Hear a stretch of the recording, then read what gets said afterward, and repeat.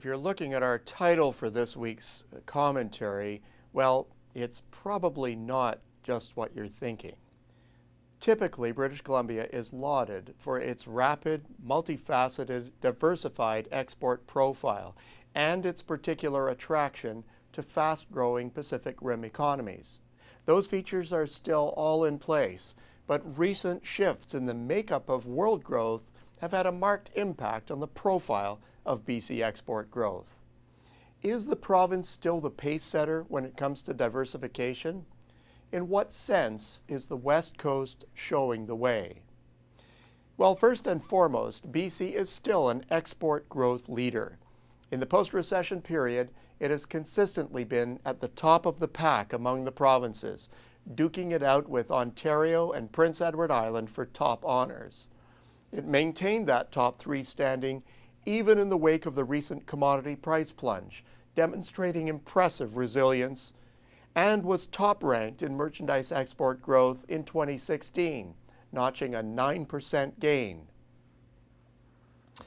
Sounds a lot like what we've come to expect from BC. At this point, most would conclude that it's probably the China effect. True, it has been in the past, but not this time. Actually, BC exports to China have stalled.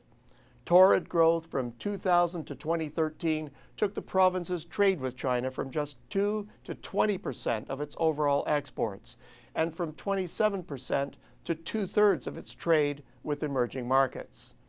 But since then, merchandise exports to China have backed off slightly, resting for the last 2 years at a total of $6 billion.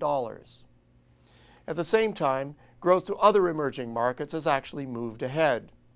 Performance to these markets was turbulent in the immediate recession period, but it resumed solid trend growth in 2013 and hasn't looked back. India has been particularly interesting.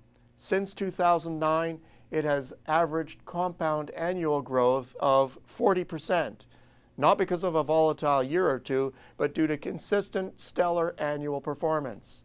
Another standout market is Indonesia. BC's Indonesian exports faltered in the wake of the recession, but have catapulted back, racking up annual growth of 31% since 2013. BC is clearly leveraging the solid potential of these next emerging markets. Although less dependent than most provinces on the U.S. market, it is still the dominant one for British Columbia. Thus, it should be no surprise that the real story behind recent success is exports to the U.S. market. Revival in the lower 48 has been good to the province, with growth up almost 11% annually since 2012. Clearly, the partial revival in the U.S. housing market has had its benefits, as have an array of other key shipments of goods. Exports to European countries are more of a mixed bag. Overall, they haven't fared as well, likely mirroring the sluggish performance of the continental economies.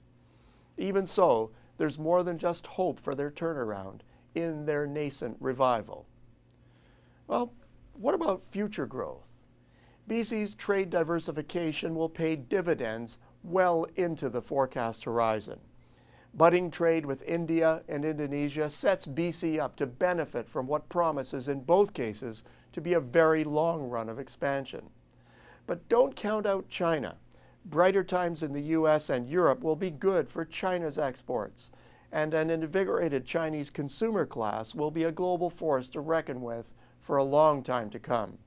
The same is generally true for other emerging markets.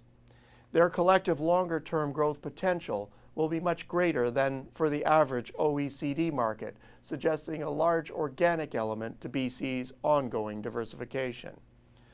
Concurrently, commodity prices are expected to see a gentle lift through the forecast that will add to the swift rebound we saw in 2016. In large part due to our views of medium-term emerging market performance, there is an upside for commodities that bodes well for BC shipments to all destinations, but especially to hot growth emerging markets. Well, this is all exciting news, and there's a whole lot more to say. I'll soon be embarking on my Cross Canada Let's Talk Exports tour, and I hope you will be able to join me at one of our 13 locations, and notably our premium Vancouver event at the Accelerate conference on May 5th. The bottom line? Global growth is well illustrated by the pattern of export growth in British Columbia. Some may argue that diversification is done. If anything, it has taken a backseat to the restart of growth. The numbers suggest it is bound to resume. Until next week, I'm Peter Hall.